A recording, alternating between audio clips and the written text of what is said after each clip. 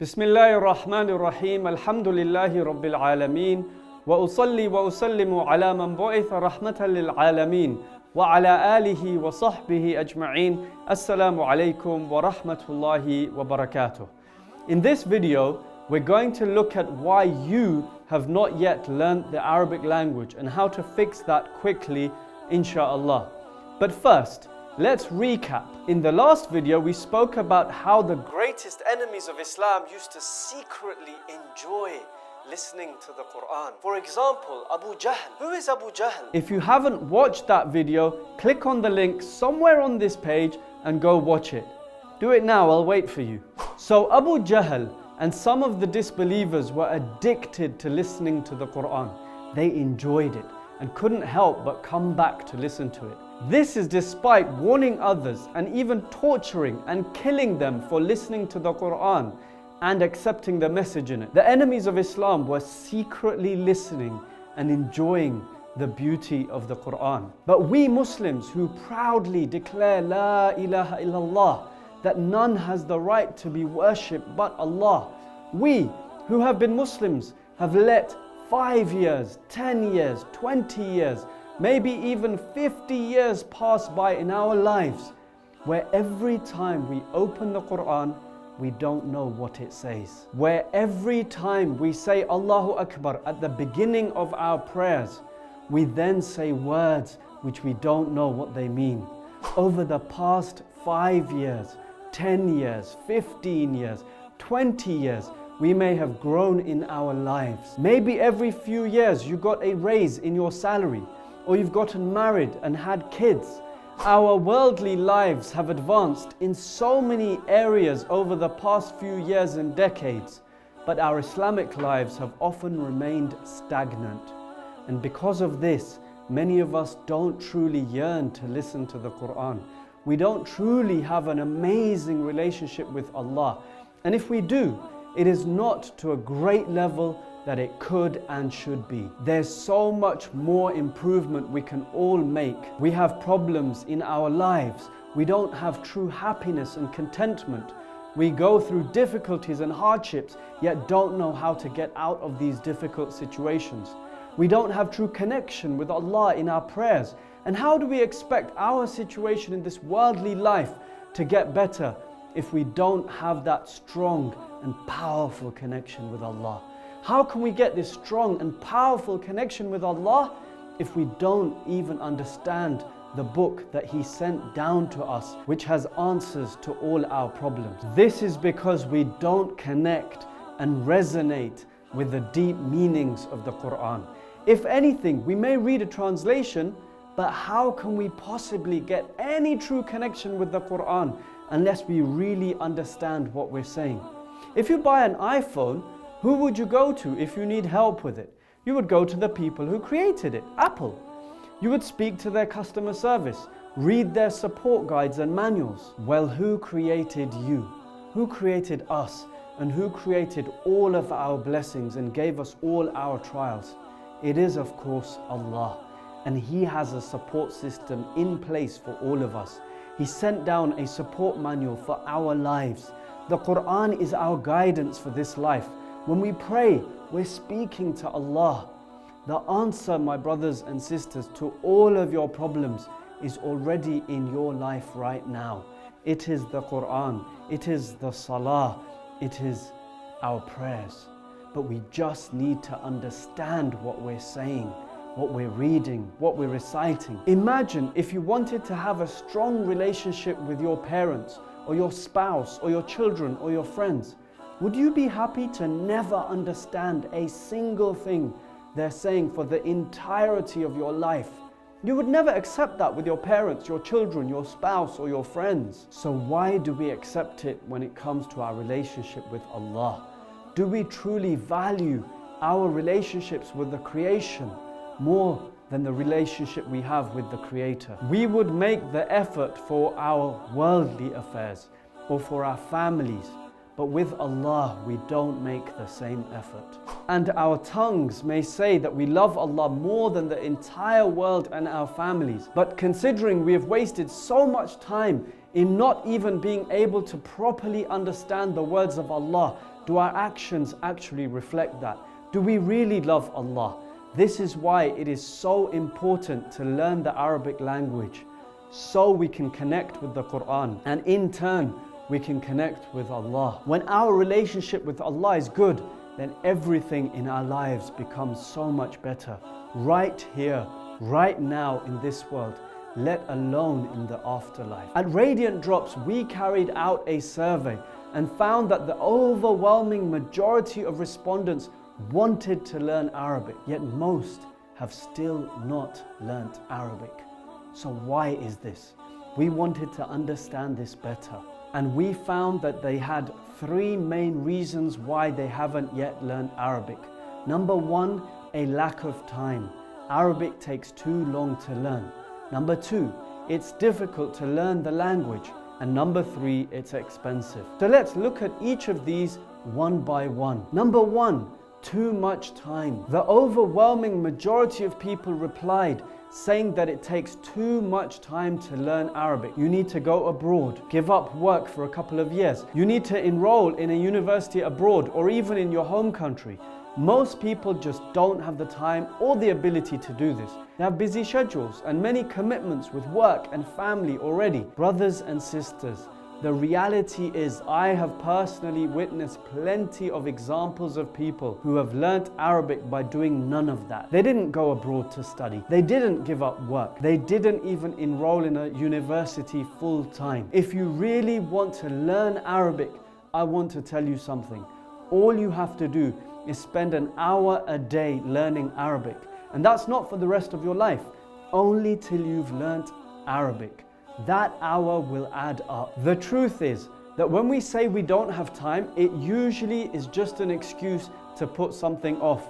As the saying goes, if you want something bad enough, you'll find a way. If you don't want it, you'll find an excuse. And the most common excuse we all use now and then is I don't have enough time. This is a story we tell ourselves when something is not too high on our priority list, or when we don't really want to do something, or when we think something is too difficult. Think about it. We all get the same 24 hours every day to use in a way that we determine what will be the most beneficial for us. The key is to not make excuses and trick yourself into procrastinating and delaying. By saying, I don't have time, we pretend that we have no choice, not realizing that choosing not to act means choosing the status quo. The status quo being proactively choosing and deciding to continue to live a life of what is actually ignorance. Ignorance of the beauty of Islam. Ignorance of what Allah is saying to you. Ignorance of the wisdom of the Qur'an. Ignorance of how to get out of the hardships we're facing each day. Ignorance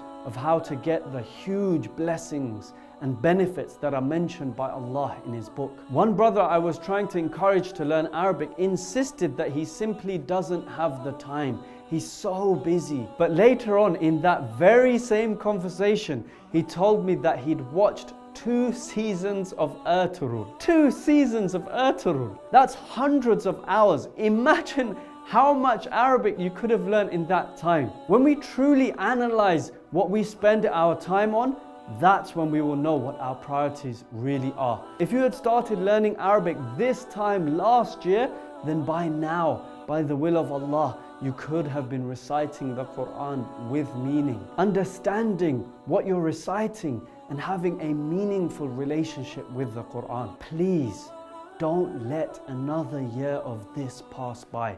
The truth is what we all know, that each one of us has 24 hours every day and 7 days in a week. And each one of us is solely responsible for the choices we make about how we spend every minute of that time. Let's look at an average person's week. We all have 168 hours in a week. Let's say you sleep for, say, 8 hours a day. That is 56 hours used up per week. And if you work for 40 hours, and let's say you spend 5 hours every single day for eating, showering, traveling, then that's 35 hours per week. So 56 plus 40 plus 35 is still only 131 hours used up in your week so far, out of 168 hours you have at your disposal per week. Now let's say you spend 20 hours per week with your family and friends or relaxing. That now makes it 151 hours you've used up out of 168. You still have 17 hours remaining each week to pursue your dreams. In a month, that's over 68 hours. If you just spend 5 hours per week studying Arabic, bear in mind that's just 1 hour per day, 5 days a week, and you still have 2 days of rest. If you do this, you'd still have 12 hours remaining to do whatever else you want. The time is there.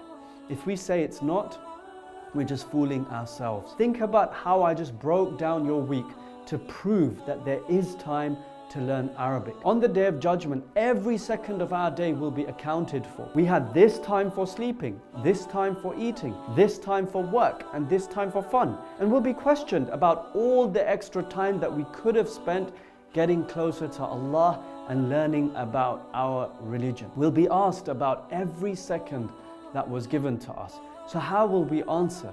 It's important, my brothers and sisters, to take baby steps and spend just an hour a day, which is a really small price to pay for such a huge return.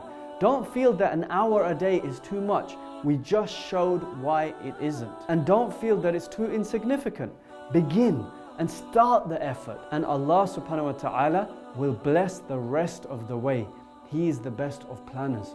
The Messenger of Allah sallallahu alaihi wasallam said, Allah the Almighty says, whoever draws closer to me by the length of a hand, I will draw closer to him by the length of an arm.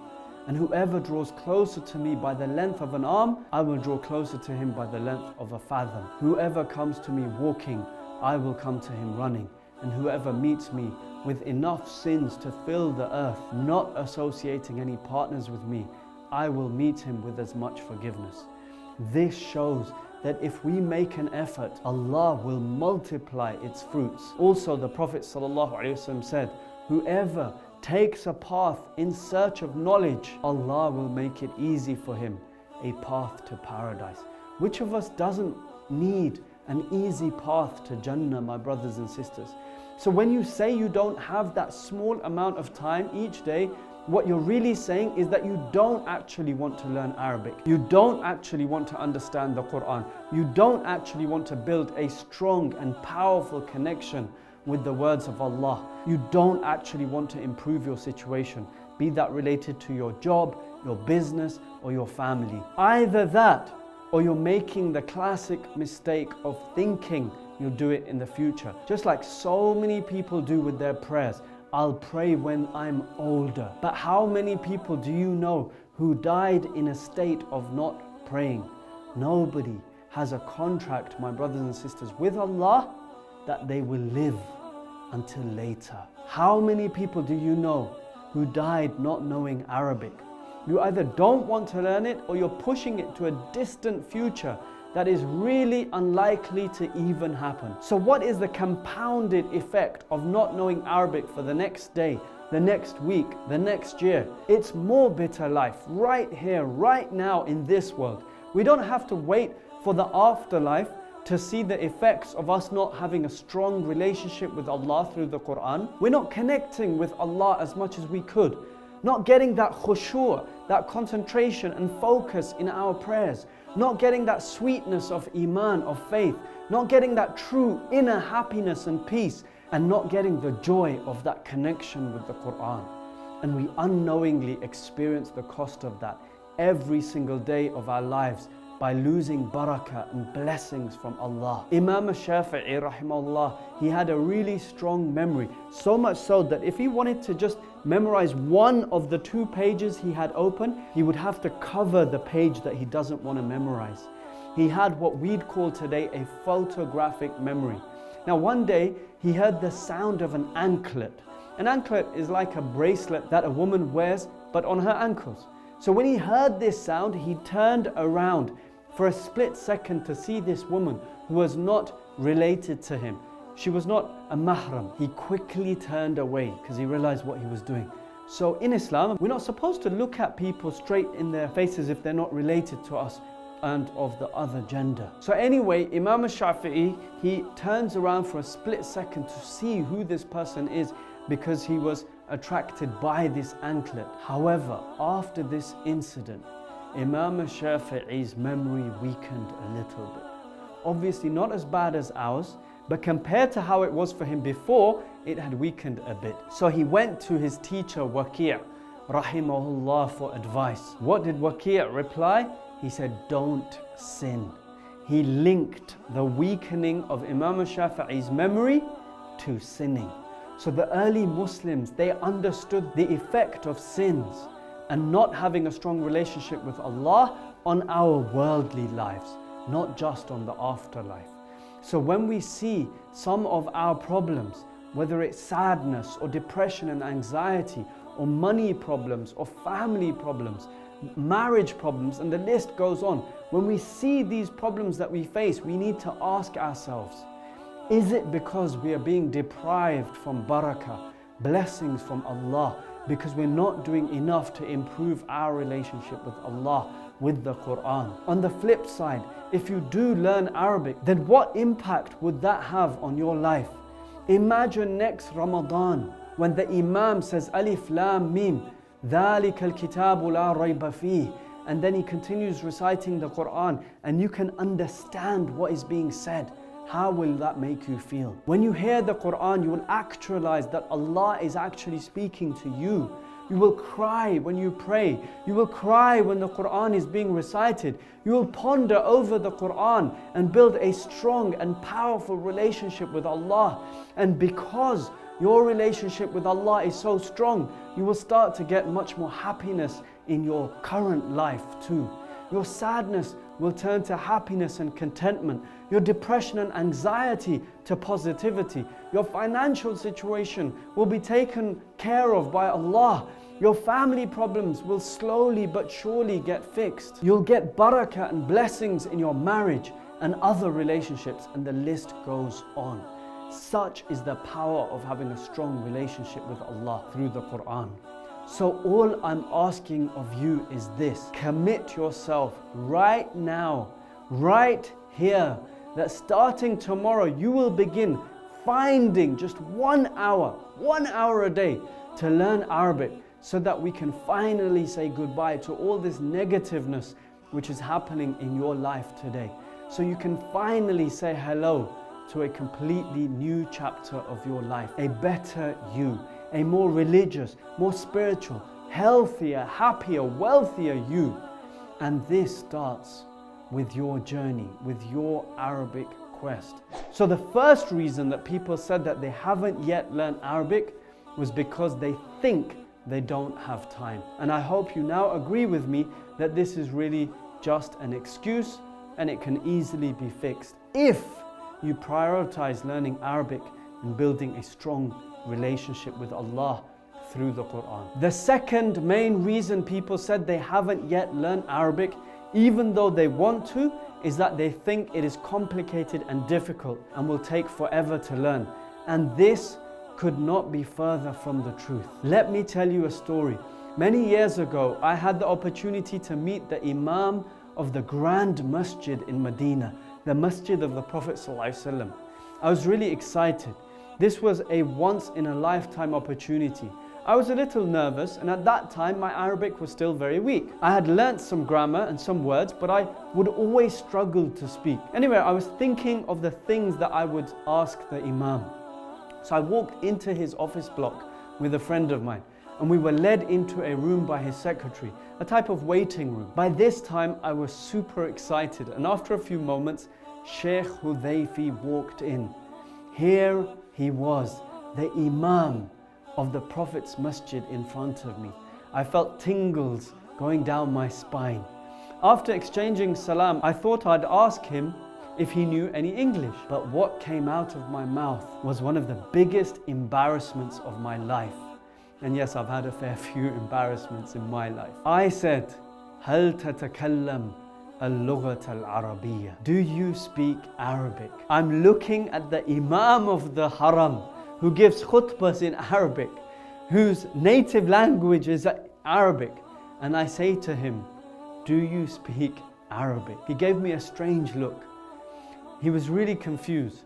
So I quickly corrected myself. اللغة الإنجليزية. I mean English.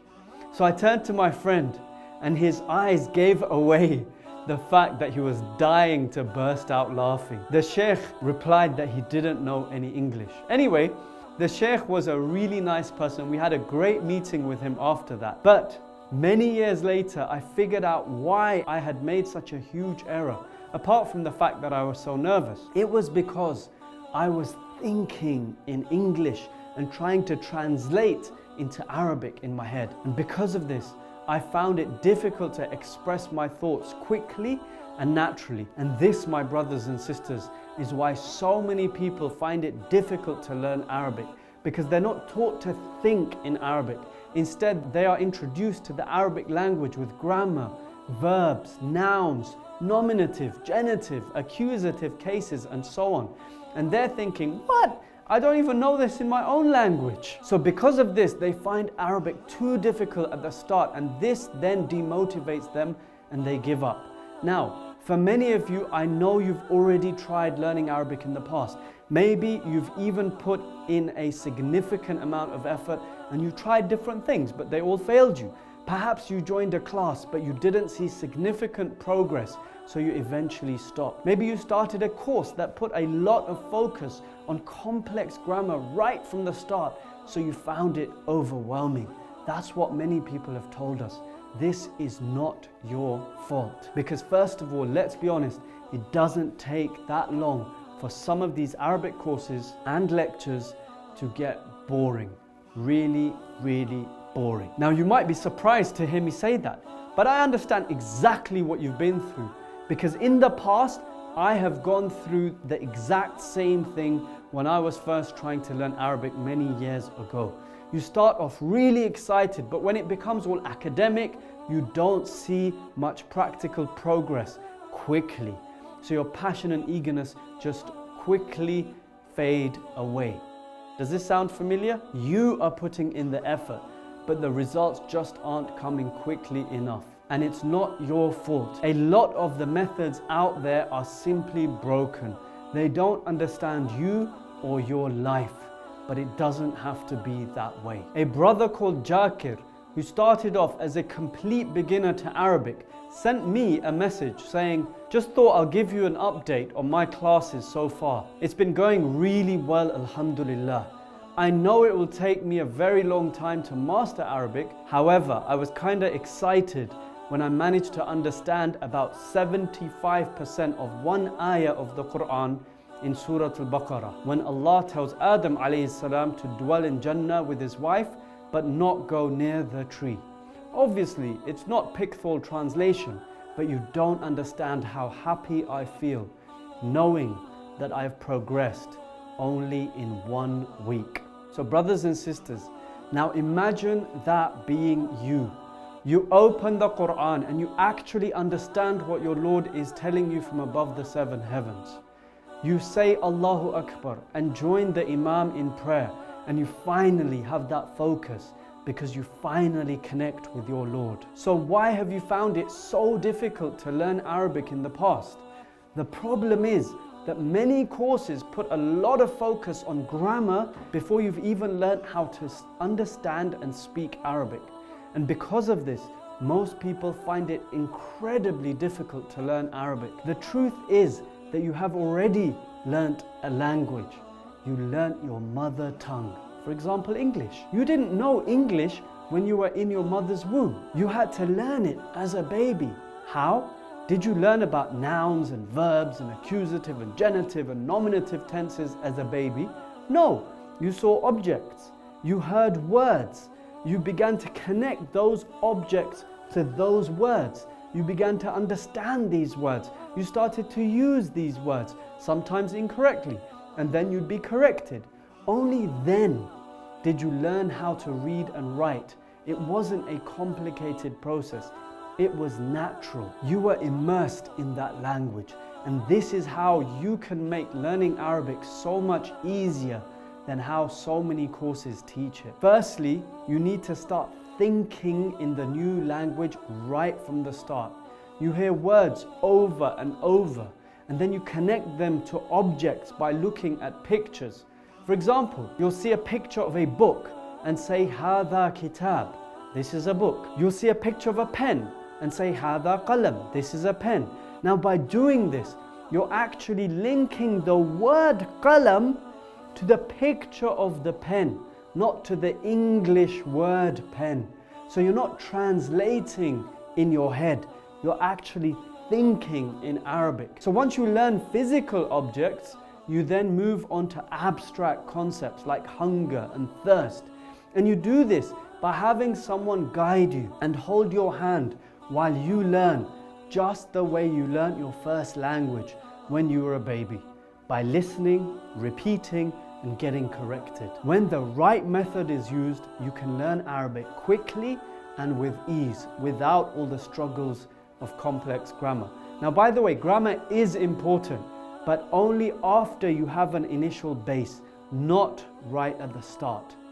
So I'm aware that for most people it's very difficult to find someone to guide you through this process, to help you immerse yourself in the Arabic language the way a baby is. But there is a solution, and I'll tell you about it shortly, inshallah. So in conclusion, you understand now why Arabic is so fundamental to your relationship with Allah and your worldly happiness.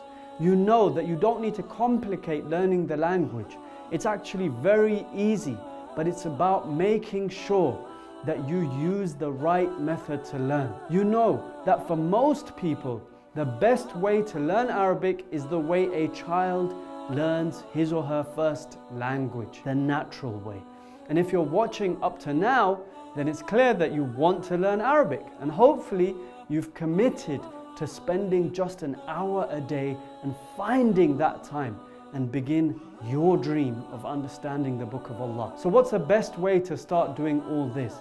This is precisely what we've been working on at Radiant Drops, so that you can master Arabic in a way that is easy, quick, efficient, enjoyable, and doesn't take up too much time. And we've come up with an amazing course to ensure that every one of you can know Arabic by this time next year. We call this Arabic Quest, and we'll be revealing this amazing course in the next video. This is finally your opportunity to learn Arabic so that you can build a strong and powerful connection with the Book of Allah, so that you can strengthen your relationship with your Lord, and so that you can get the focus in your prayers that you really want, and so that you can cry when you hear the Qur'an being recited, so you can become addicted to the Qur'an. And with this new strong connection with Allah, you gain a happiness even in your worldly life in a way that you've never experienced before. Now, we wanted this to be affordable, so it's not like you're paying university tuition fees, which can cost more than £6,000 to £9,000 a year, or $15,000 a year. Now, you don't have to go abroad. You don't have to travel anywhere, especially when you're tired after work, and you don't have to spend more than an hour each day. We wanted it so that you don't get embarrassed being corrected in front of others, because correction is very important to the process of learning Arabic. And we wanted it so that you can learn Arabic even if you're working hard all day at your job or business, or you're at university. You don't need to give any of that up, and you come home tired, you can still learn Arabic. And we want it to be so that you can study this at any time of the day or the night, no matter where you are in the world. So this fits in with any schedule, no matter how busy. We wanted it to be so that mothers who are exhausted by the end of the day can study Arabic, or in the morning when the kids are at school. We wanted it so that you can be immersed in the Arabic language without having to travel abroad. And we wanted it to be without the complexities of other courses, allowing you to learn in an easy and fast way, the way a child learns, the natural way. And not just that, because we want those of you who take action to really benefit, we're going to be subsidizing the cost. We have taken the work to find a way to reduce this cost so that everyone can benefit. Now, we're opening Arabic Quest in just a few days.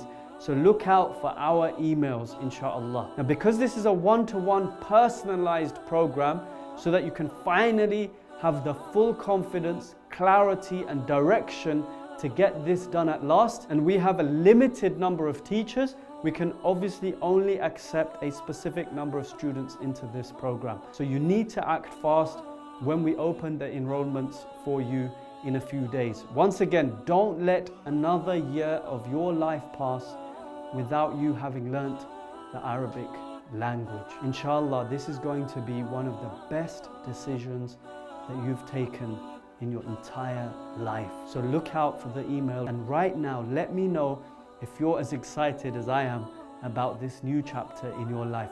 Let me know in the comments right now. Scroll down and write these comments down. I really want all of you to learn Arabic quickly.